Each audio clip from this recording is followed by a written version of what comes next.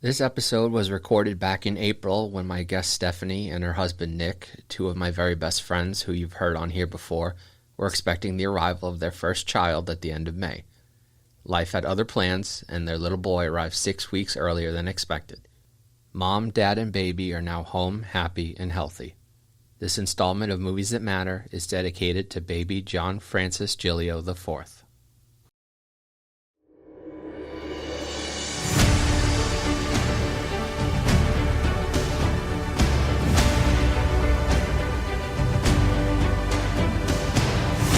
Welcome back to Movies That Matter, the podcast where entertainment is subjective, and that's not a bad thing. I'm Chris Flaherty, and thank you for joining us from the podcast studio at Burlington Cable Access Television.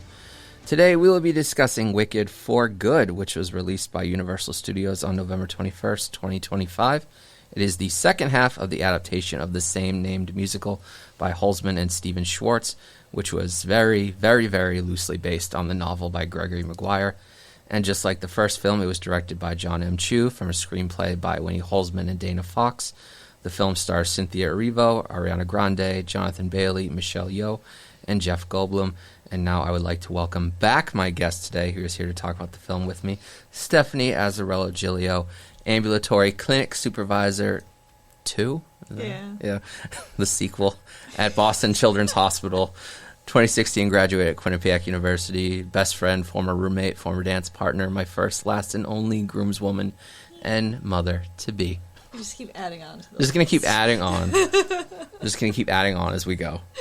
Hi, friend. Hi, friend. I'm excited. We've been waiting for this one for a year. Yeah. Yeah. It's almost been a year since we did the first one, too. See, and like, this becomes my gripe, specifically with when they split, like, a story into two parts. Is like, I don't want to wait that long. Yeah. Well, we're going to talk about that. Yes.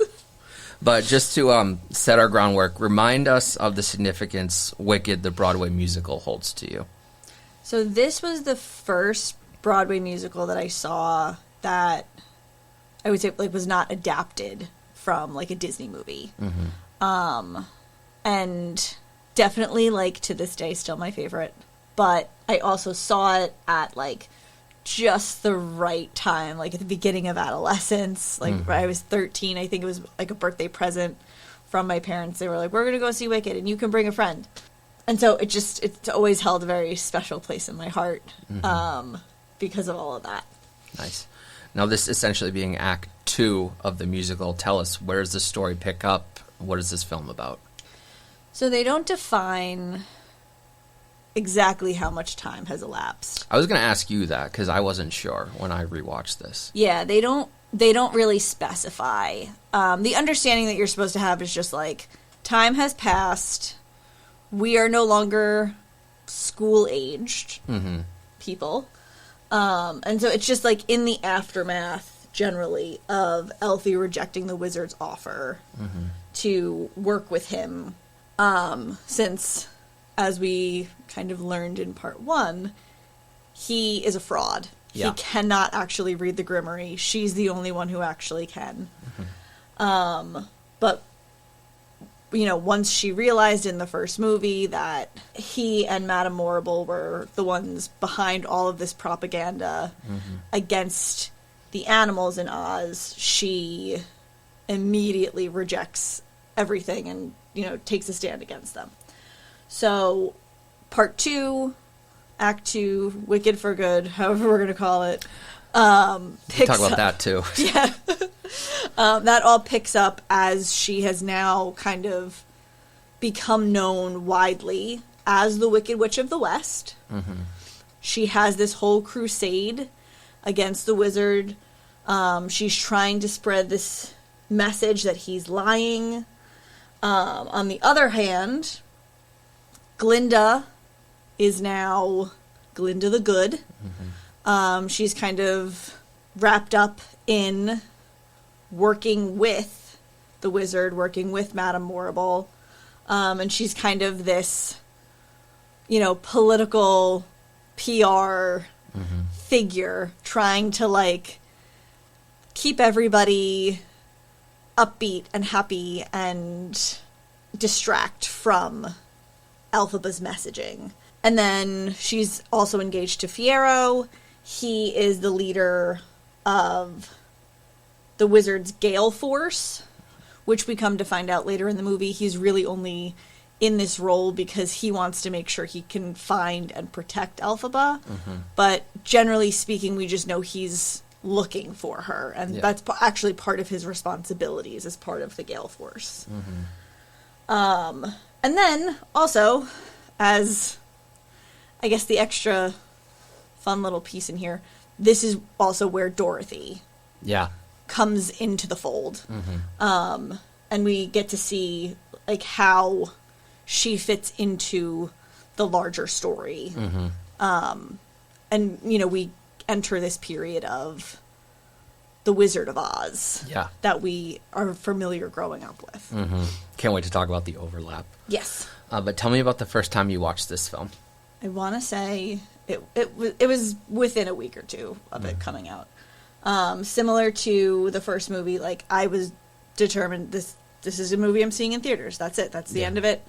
I was a lot more, I guess, confident and optimistic, not so cautious anymore.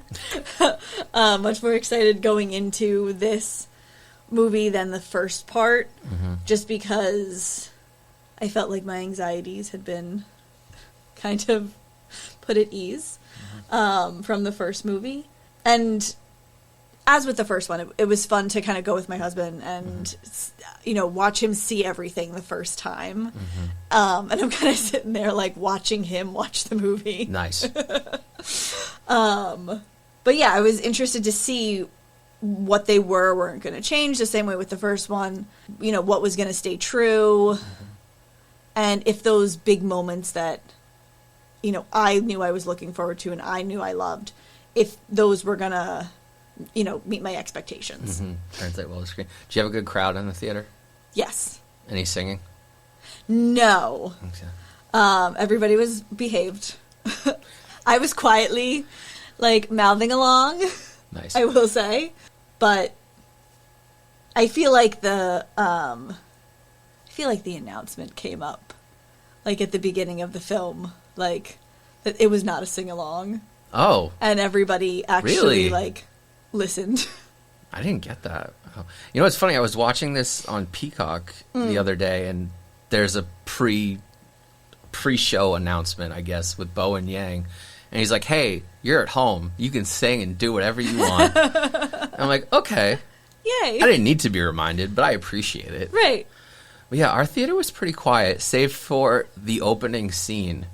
Once, like, they revealed Elphaba after she stormed, like, the construction of the Elba Road, like, we got, like, a lot of claps and cheers. Sure. I'm like, oh, okay. Superhero movie crowd. All right. Nice. And also, like, as I was watching that scene, I'm like, John M. Chu, do you want to direct a superhero movie? You could do it. I'm like, I have confidence in you. Yeah. But what really stuck out with you when you watched For Good? So similar to part one, For Good did a really, really beautiful job at, like, building out the world of Oz visually. I know that John Chu, I'm trying to remember what movies he was thinking about for inspiration, but he, I think, specifically was thinking about Steven Spielberg and, like, these big wide open shots. Oh, yeah. And so, you know, for me, I think the coolest part of this whole adaptation in general is just that, like, I can see things that a stage performance cannot show me because the effects on stage are just going to be more limited in that way. Yeah. And in a movie, you have the ability to have genuinely, like, different sets and sceneries and all of these things that, like, you can't do in quite the same way on stage. So, you know, being able to see a lot more of the palace, seeing the yellow brick road getting built. Yeah. And also, like, I don't know if you noticed, but the way that they were going about building the Yellow Brick Road, which I think just, like, goes to show, I guess, like, how much they didn't think the project all the way through. That they were, like, painting each individual brick before they laid it. And it's like, what are we doing, guys? Yeah, and then, like, you have the animals, like, pulling the machinery, and then, like, other than, like, the colorful Yellow Brick Road, like, everything around it's kind of a dump. Right. And it's like, all of this, it's just not adding up. Yeah. But yeah, so it was really cool to see the world actually, like, built in front of us. Loved seeing the bubble for the first time, and, you know, learning more about that. That's not a part of the stage musical. Oh, okay. She just, like, has the bubble. And I think also this movie gave us a lot more insight into her character. Yes. Which I really appreciated, because in the stage musical, things are just much more condensed. We don't really get to see Glinda, like, actively defying the wizard and Madame Morrible in the same way that the movie is able to show us. Yeah.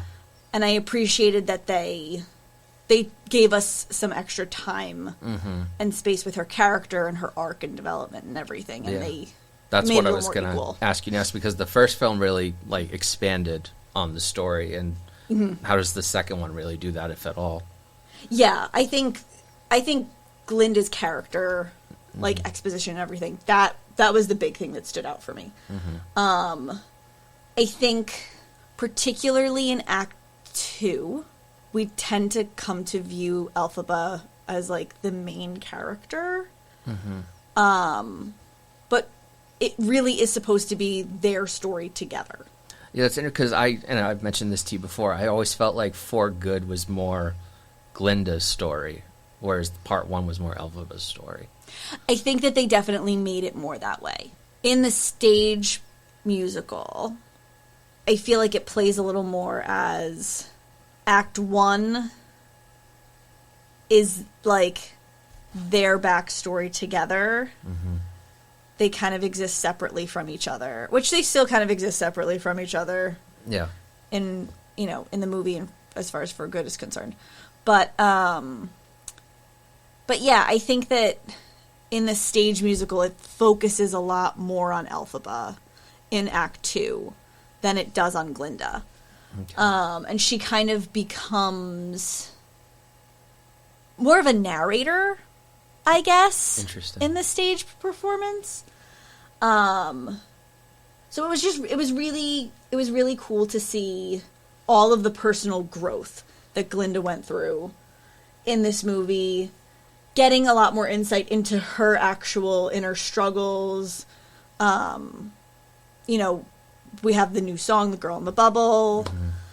And it was also just really cool at the end to see her, like, step into her power.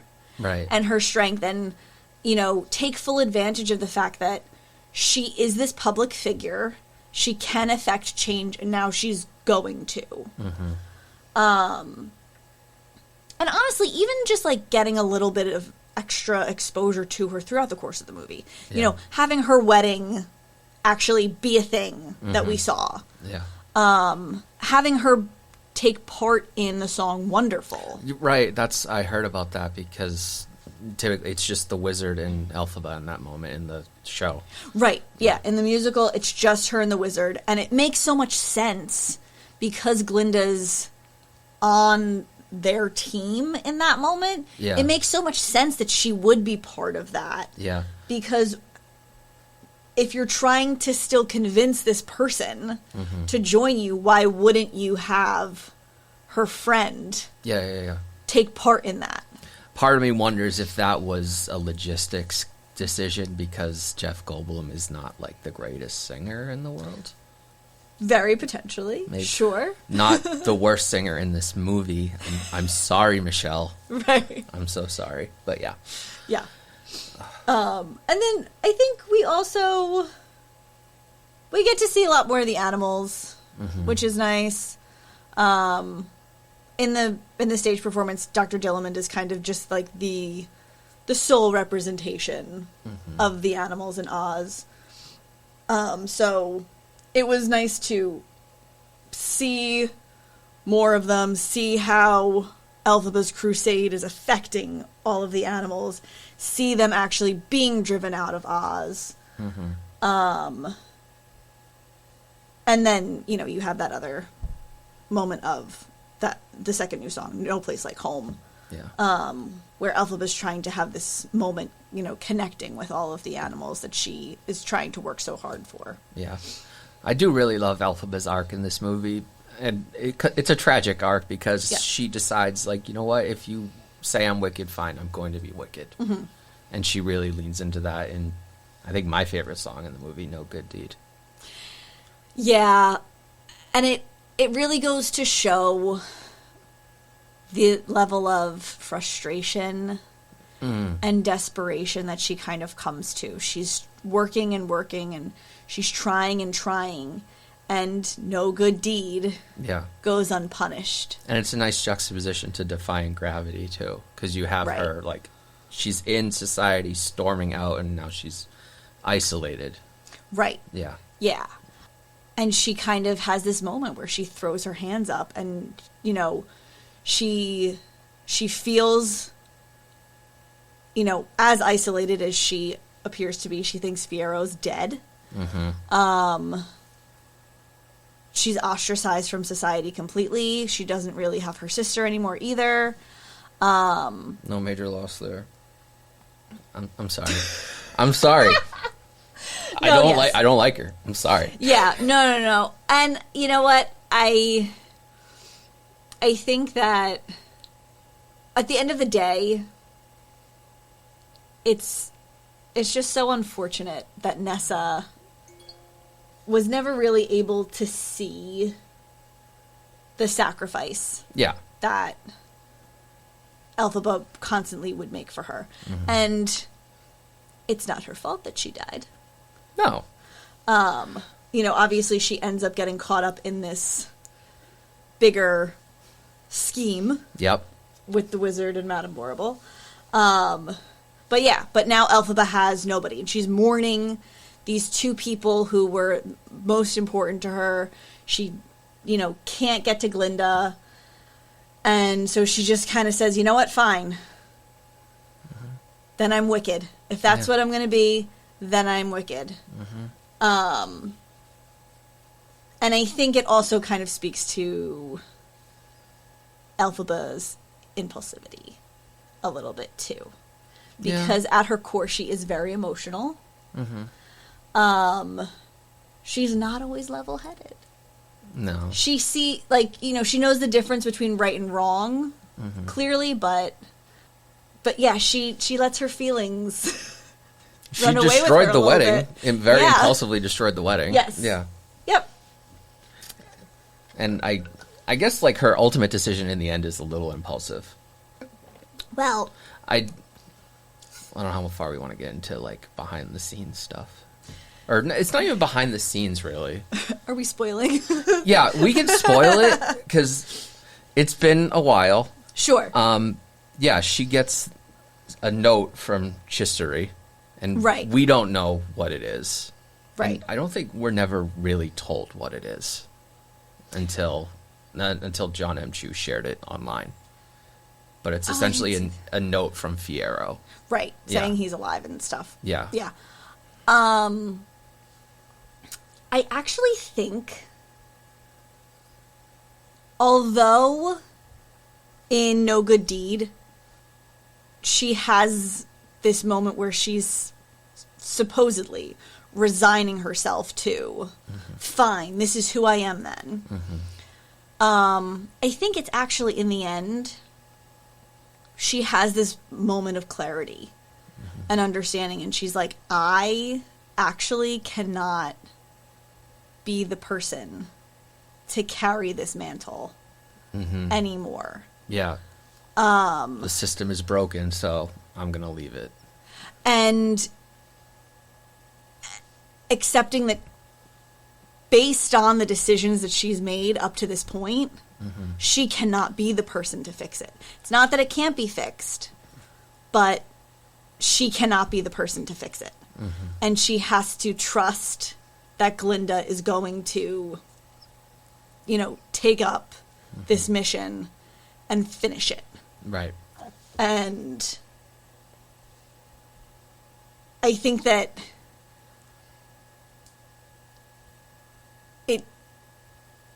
it took a lot for her to come to that level of acceptance of the situation, to say, like, I actually am distracting from the goal. Yeah. And somebody else has to be the one to carry it forward from here. Yeah, good has to be more than just a word. Yeah. Yeah. Is there anything more you wish you saw in the film? Like if they expanded more, did they leave anything out? I'd be surprised if they left anything out. I don't think they left anything out. It is a long enough movie, certainly, that It's a duology. yeah, Yeah. that they had time for everything. Yeah.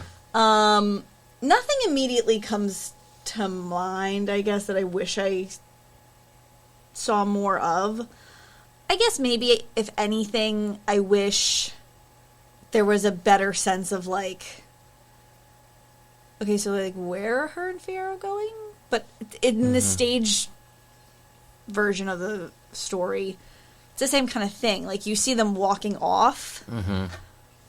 You don't know You where. don't see them go to anywhere in particular. Yeah. So, it's all on par. Yeah. I kind of wanted a little more overlap with The Wizard of Oz. Okay.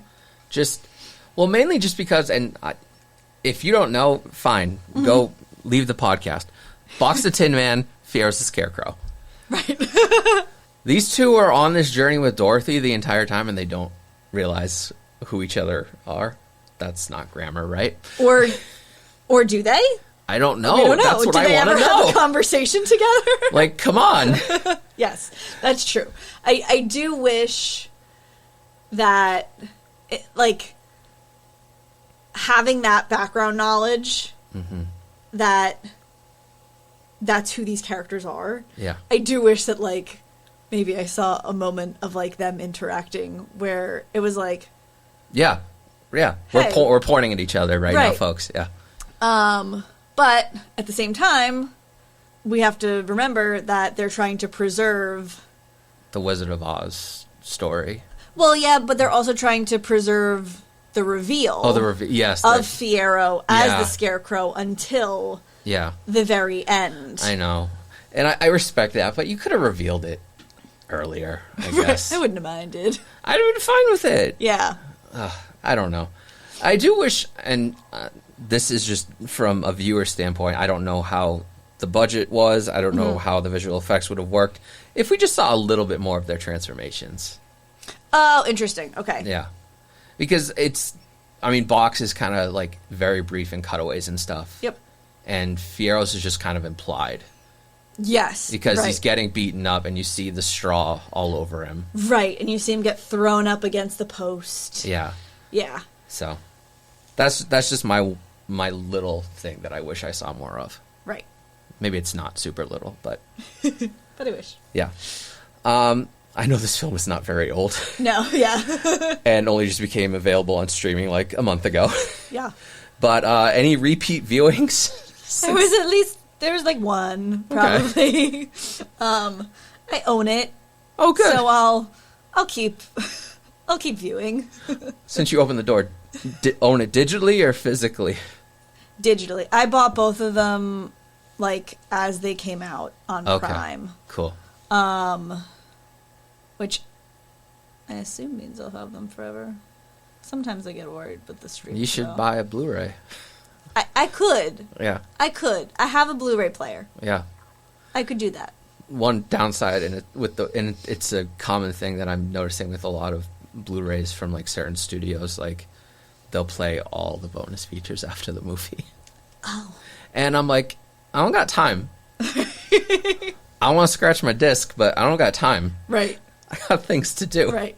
So I just needed to see the movie, and then I could go back to the rest of it later. Yeah, if I want to learn more, I'll learn more later. Right. Okay. All right, so you watched it a few more times, but not enough. Yeah.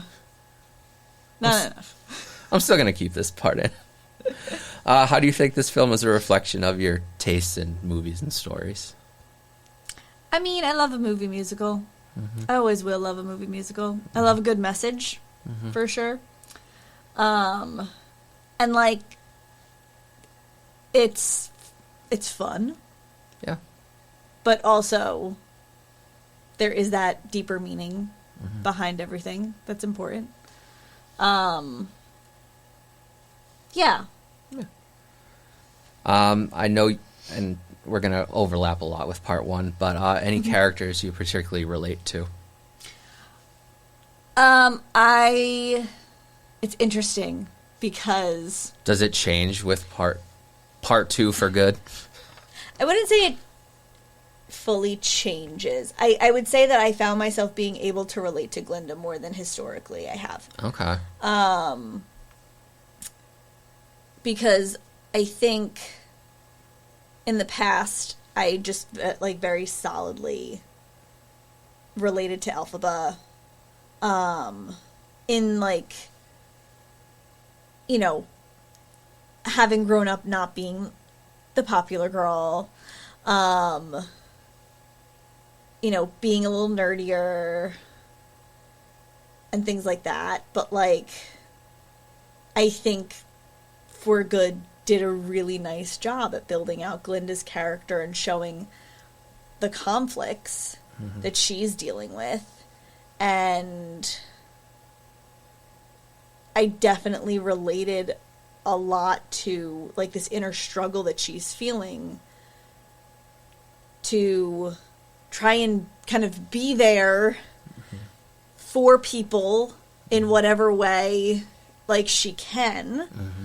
And feeling torn because she has this public image she's trying to uphold, but she also knows what's right and wrong, and how does she navigate all of it. So it was interesting to be able to kind of relate to her inner struggles a little bit more than I have thought about historically. Interesting. Okay. Let's talk favorite scenes and moments and songs, all that good stuff. So my favorite song from this act has always been As Long As You're Mine. Okay, we're going to talk about that. Because, goddamn. I'm telling you. You didn't prepare me well enough. As far as I'm concerned, that was not Fiyero. That was Anthony Bridgerton. And that was the right decision for Jonathan Bailey to make. I watched it and I was like, if this really was like, it was like somebody with multiple personalities, Anthony Bridgerton kind of tapped Fiyero out and said, I got this, buddy.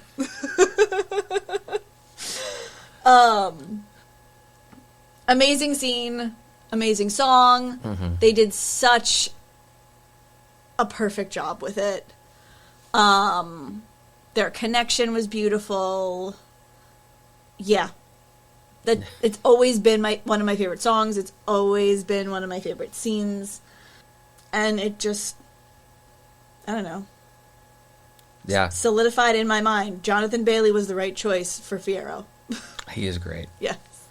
But yeah, I kind of went, whoa, and clenched my metaphorical pearls. Well, and actually it's interesting because in the stage performance, it's a little more physical, I guess. Not that, like, not in, like, a racy way. Okay. Necessarily, but, like, they're holding each other a lot more. Okay.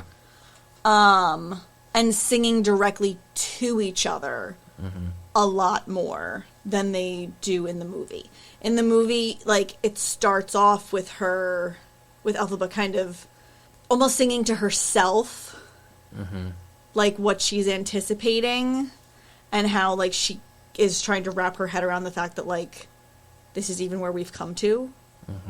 And you don't get that in the stage version.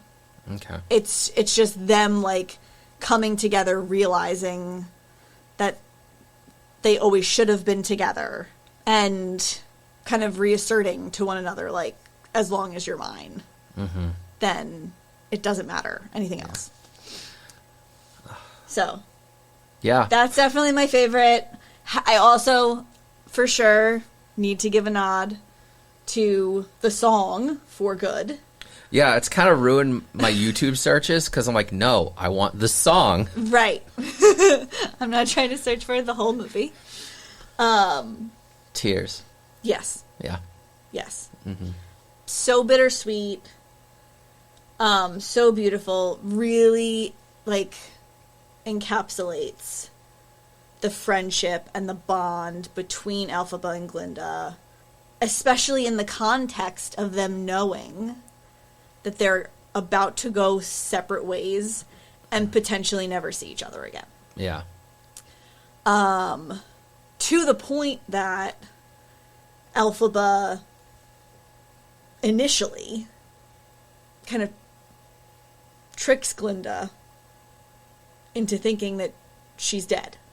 Yeah. Just in case. Mm-hmm. Because she doesn't want Glinda to try and look for her. Mm-hmm. And she wants to make sure that, you know, Glinda moves on. Mm-hmm.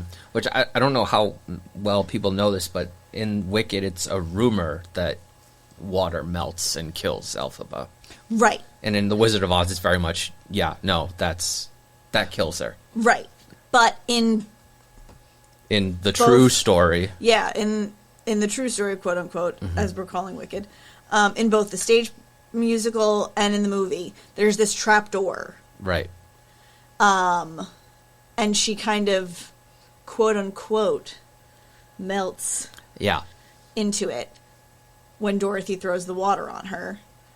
And I'm trying to remember now. I need to see the stage musical again. I think it's coming to Boston in like a year. Amazing. So, yeah. I'll buy my tickets. Okay. No, you'll buy our tickets. Yes. We will all go. Yeah. I feel like in the stage performance, Glinda is not there at all. Okay.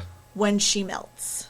That makes more sense to me because I'm watching the movie and I'm thinking, you've known this girl like since school. Do you really think water kills her? Right. Has it never rained? Yeah. You've never seen water touch her ever? You were her roommate, surely. Right. Yeah. Surely you must have seen her. Yeah. Yeah. Like she must have said at some point, I'm going down the hall to take a shower or something, you know? So yeah. But as we know, in the movie, she kind of locks Glinda in the closet, and Glinda is led to believe that she has melted, and therefore she takes the story to, you know, everyone else in Oz and says, she's melted, she's dead. Yeah. Apparently that was improvised between Erivo and Grande. To lock her in the closet? No, like the part where like it's like a half shot where they're both like crying on the door. Yes. Yeah. Yes, yeah. I did hear that. Wow. Also just John Powell did incredible with the music in this movie, but that moment like of the melting, the music is incredible. Yes. Yeah, if there was a way to give a best adapted score Oscar. Sure. like give it to him. Yes. Yeah, I think I go in between I go in between three songs. Okay. No Good Deed. Sure. And I was going to say No Good Deed and March of the Witch Hunters. Oh, interesting. Yeah. Ashley's like, please stop listening to that. Like, that is a very angry song. It is an angry song. But it's a bop. And more lately, I've been gravitating towards Wonderful. Yes. Yeah. That's kind of, it's kind of like a sneaky... It's a sleeper. A sneaky song, yeah. One of my favorite lines from the musical in general comes from that song. Okay. A man's called a traitor or liberator. A rich man's a thief or philanthropist. Yeah. Is one a crusader or ruthless invader? It's all in which label is able to persist. Right. There's a lot of fun lines in that song. Yes. And I think that line in particular really hammers home, or like drives home, this notion that public perception really is everything. Yeah. Who's telling the story? What label is actually able to stand the test of time? Because that's what we come to know as our quote-unquote truth. Yeah. I do, not a musical moment. I love the fight scene. Okay. Yes. What a moment. Which, also, as a sidebar, every time Glinda does anything with her wand, staff, whatever we're calling it, I'm always like, how is this not breaking? Is this not glass? I feel like... I'm sure Madame Morrible gave her like a practice plastic one. Sure. Maybe it just sounds glass. Yeah. Thoughts on the 2 new songs they added in? The No Place Like Home and Girl in the Bubble. Meh. Okay. From a practicality standpoint, I get why they're there. We need to make a feature-length film. Act 2 is shorter than Act 1. Gotta add some content. Fine. Yeah. And again, like the exposition that you get from Girl in the Bubble, great, love. And I think, as with every adaptation of anything ever, like the creative team behind this adaptation wants their opportunity For an Oscar nom. and like to make their mark and to say, Yeah. like, these are the creative liberties that we took, and this was our Yeah. version. They're fine. Yeah. I couldn't for the life of you remember a line from Girl in the Bubble.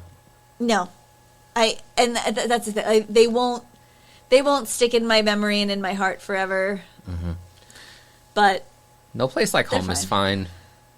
It's kind of like, it's a little tongue in cheek. I'm like, oh, No Place Like Home. And then it's ruined by that stupid lion. Coming in, being like, no, Talking nonsense. don't listen to her. Side note, I love how it was supposed to be this big, like, mystery, like, who's playing the lion, who's voicing the lion, and then a week later, oh, it's Coleman Domingo. Right. I'm like, oh, okay, we were guessing. We were having fun. Right.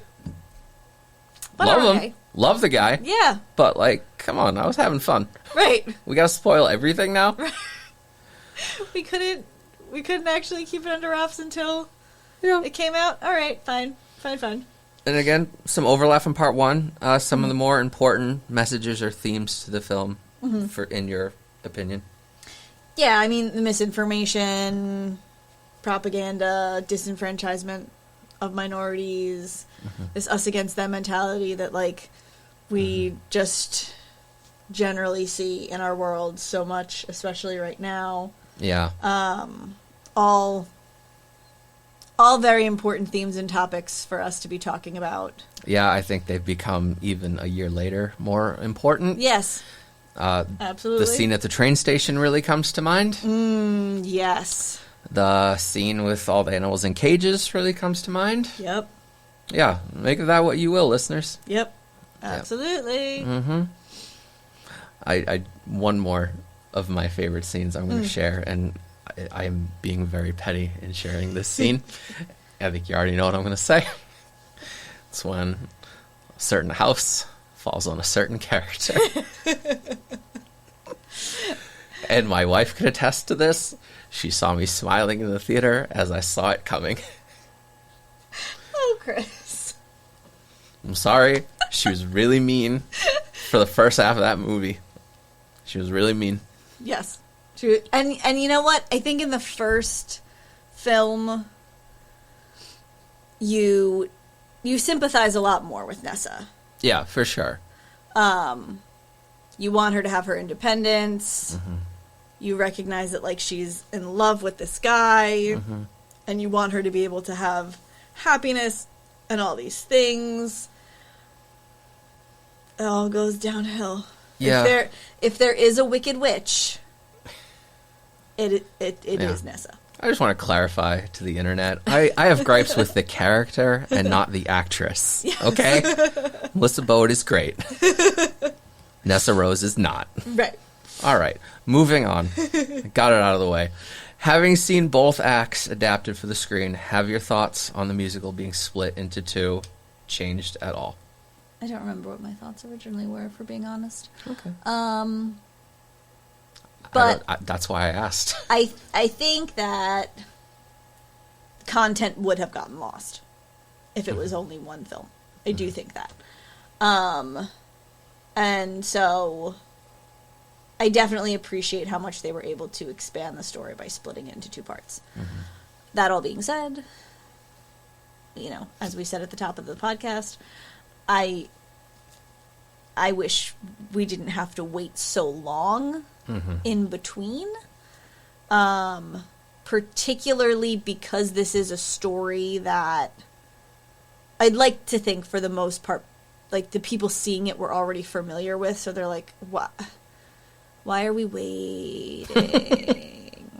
Because I already know how it ends, so just give it to me. Let me watch it. Yeah. But I can definitely appreciate the need, let's say, for it to exist as two standalone things. Yeah, I hope Hollywood doesn't take the wrong lessons and splits every musical going forward into two movies. Yeah, it's not necessary for everything. Yeah. I know it's the trend now. Let's turn the last Harry Potter book into two movies. Let's turn the last Twilight book into two movies. Right. Let's turn the last Avengers film into two movies, and so on and so forth. But anyway, what are some things you think For Good does better than Wicked, and vice versa? It's definitely a lot more grounded. Mm-hmm. It's a lot more serious, which makes sense, because we're not students anymore.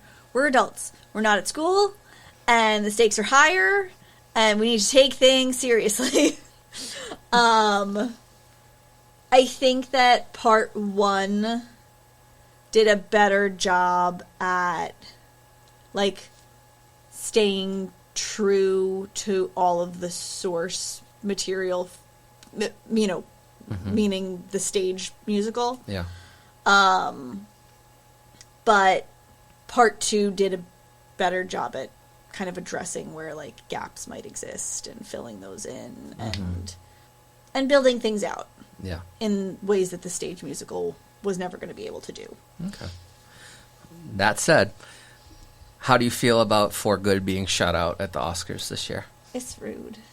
It is a little rude. It's very rude. So rude. I think and I feel like there were nominations for the first film for costume.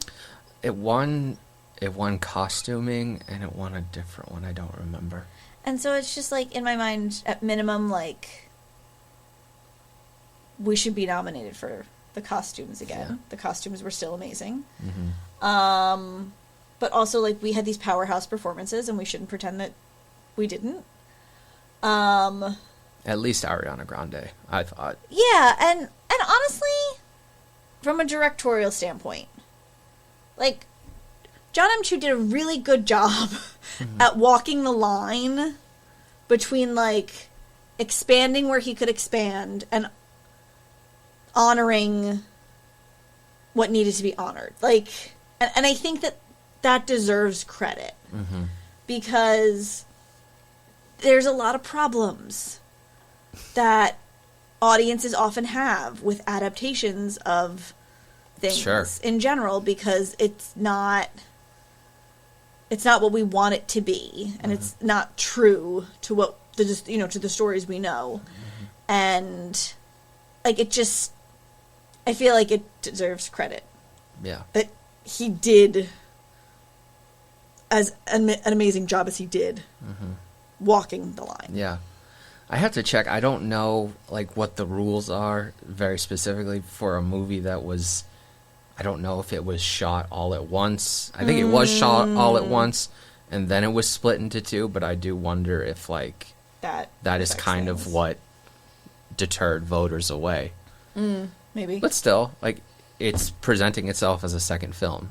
So yeah, and I don't know. I always have my own personal thoughts and feelings about some of the things that get nominated. Mm-hmm. I feel like in today's society, you know, the Academy sometimes, a lot of times, like, recognizes and, you know, calls out films that are not necessarily popular. Right. You know, I feel like we should be reviewing and celebrating the films that people are seeing. Yeah. Not just... I feel like some exceptions get through the cracks. I mean, Sinners was big Yes. this year. Yeah. Yes. Yeah. I know you probably haven't seen it. No. No, it's scary. I don't like scary. Scary things are scary. Yeah, but it was very good. Okay. And it's nice that a movie that the audiences loved also got so much attention. Yeah. And I love Michael B. Jordan. Yeah, he's great. I can't watch the scary things. Yeah, that's all. fun. Okay. What are some of your favorite pieces of trivia or fun facts on the film? So first of all, assuming, hopefully we all noticed, Fiero's eye color changing. No, I didn't. Okay, so in As Long as You're Mine, he sings about how Elphaba has him seeing through different eyes. And you actually kind of see a change, I feel like, in that moment of them going from blue to brown. But also, if you watch the film back, you will notice that once he is the Scarecrow, his eyes are fully brown only. All right, I'll watch Whereas the movie again. if you watch part 1 and the beginning of part 2 and everything, he has blue eyes. And I remember when I saw his blue eyes the first time, I was like, why is Jonathan Bailey wearing colored contacts? This is not necessary. Okay. Because his eyes are brown. But it makes sense that they did that. And they very purposely did that. Okay. So that was kind of a cool little trick that they did. Also, as people may or may not know, the singing was recorded live. Oh, okay. I did not know that. This was something that actually Ariana Grande and Cynthia Erivo insisted on. Okay. And the sound mixer for this film was the same person from Les Mis. Oh, okay. Because I just reminded me about Les Mis because they sung live. Yeah. So it was very important to have him on board, given that this was such a big priority for them. Nice. So yeah, that was a cool, fun fact to find out. I like the little detail of when Bach as the Tin Man gets kind of like emotional, like you see steam coming off of him. That was a nice little thing. Yeah. And also I do find it, I kind of love it that like when the wizard is like telling, the quartet from the Wizard of Oz, like, go kill the Wicked Witch and bring me. You see his fingers drumming on the axe. I'm like, wow, okay. Yeah. You got an axe to grind. Okay, Bach. I'm like, dude, chill. Right. It's like, you are alive. Yeah. Just put it out there. That's why him and the lion get along. They misconstrue their misfortunes. Yes, absolutely. Yeah. Where would you like to see the story go from here if they do take it anywhere else? So, like, first and foremost, we don't need this to be a franchise. Okay. That's number one, and I think we should get that out of the way. The story is the story, and it's very okay to just stop here. Sure is. But if they were to insist on making it a franchise, I guess I'd like to see like the continued character development for Glinda. If there's anything to be had with Elfie and with Fiero, then great. But we have this moment in the song For Good where Elphaba says to Glinda, look at you, you can do all I couldn't do, so now it's up to you for both of us. So I think it would definitely be interesting to see Glinda continue with that work as we get to start her, as we get to see her start to do at the end of the movie. I would not be opposed to actually seeing her get to train, like, as a witch and use the grimoire and all of these things, because, you know, we get to see that little moment at the end where the book opens for her. So it's interesting to think about how she's always had this goal of studying sorcery, and she's, you know, could actually learn it, learn it now. I think that's as far as I'd take it, though. I know there's a lot of other books that they could pull from. I know there is a book with Elphaba and Fiero's son. That's fine. I don't need to see it. Sure. The only thing I would see, and I don't even think it could be a full film, is just, and this goes back to what I said earlier, what we didn't see from The Wizard of Oz. Like, what was going on with Dorothy, Bach, and Fiero and the lion. While, like, we were with Elphaba and Glinda. Also, how's Dorothy getting home? Such a good question. Because... Never ends with that girl.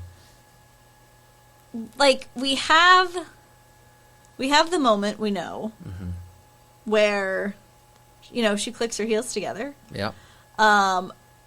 We can only hope that because Madame Morrible is still there, that Glinda essentially, like... Oh, I like that. You know, and that was my understanding, I feel like, is that Glinda kind of said, like, okay... Go deal with that. Right. Get her home now. Okay. You brought her here. Yeah. That's good. I like that. Yeah. So, yeah.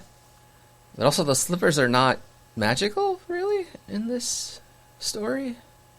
No, but again, assuming that Glinda kind of just like click your heels, gun to Madame Morrible's head. Yeah. Was like, okay, I'm gonna go tell her to do this. Yeah, like for the image. You know, when she does it, you're gonna send her home. Deal. Yeah. It just makes me wonder back to, like, the castle. I'm like, damn, Dorothy, just take the shoes off. Right. Why are you keeping them? Why is it that important to you? I don't know. Well, apparently Dorothy is a big source of ire for these characters in this movie. I guess. Which is hilarious to me. Right. To just have their, like, little side comments about her. Yeah. Yeah.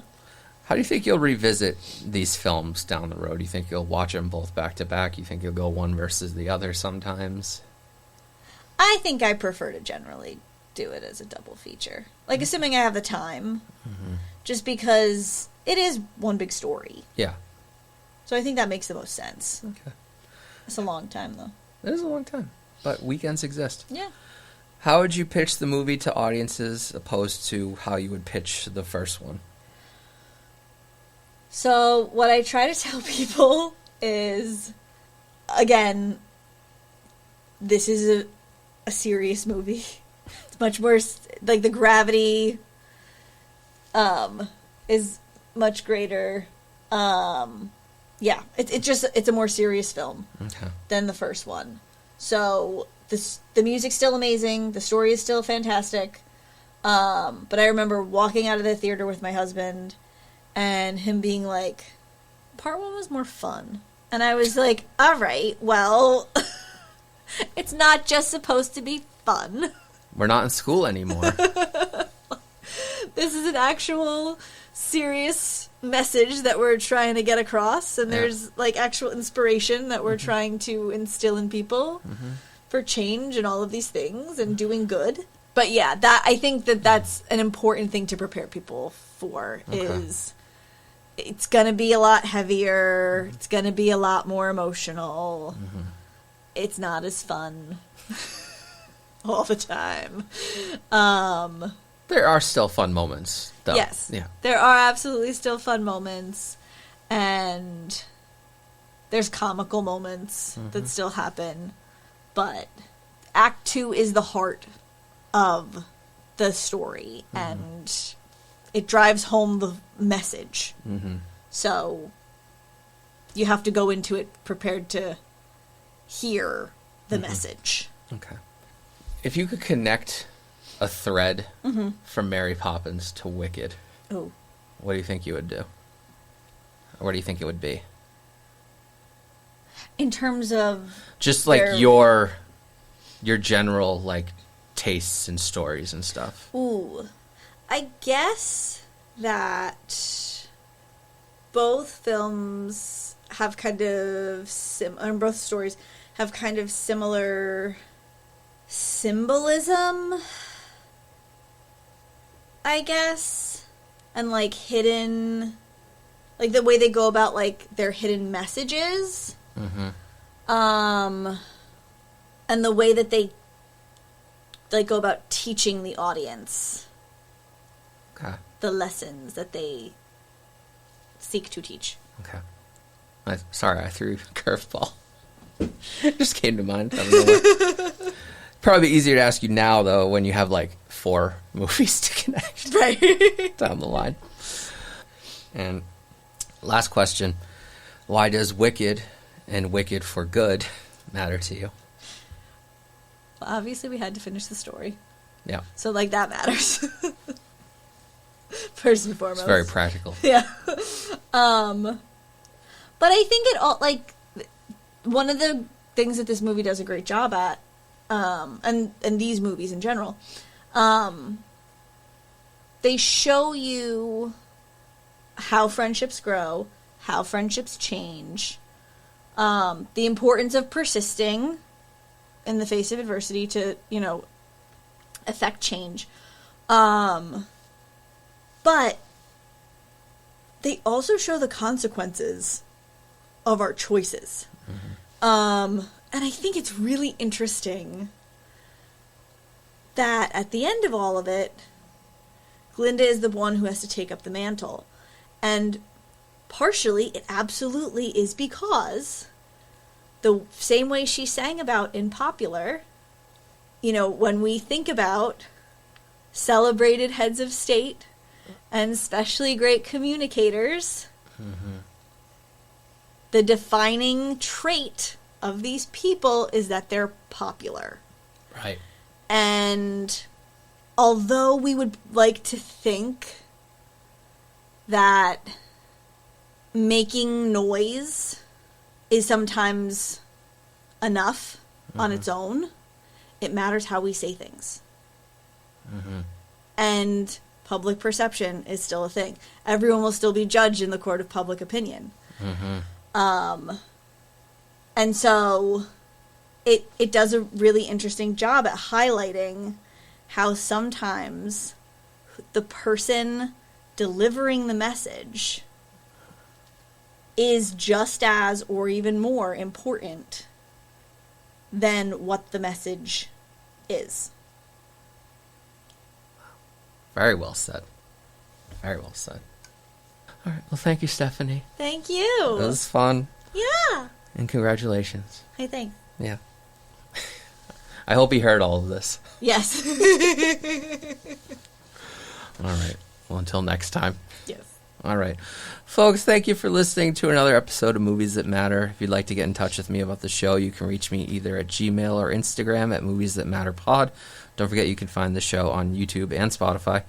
You can also be my friend on Letterboxd at Chris Loves Films. My last 4 watches were The Prince of Egypt, which, ironically, I also watched before we recorded the last one. Great movie. Also, Steven Schwartz. You know what? Yeah. Of course. What a guy. Of course. Yep. And then The Sword and the Stone, The Green Knight, and Wicked for Good. Folks, the real world is scary. Don't forget to love each other. And when life gets too scary, immerse yourself in your favorite movie or piece of media. Don't worry about box office numbers or Rotten Tomatoes scores. Watch what you love. Entertainment is subjective, and that's not a bad thing. Until next time, this has been Chris Flaherty with Stephanie Giglio. Thank you for listening to Movies That Matter.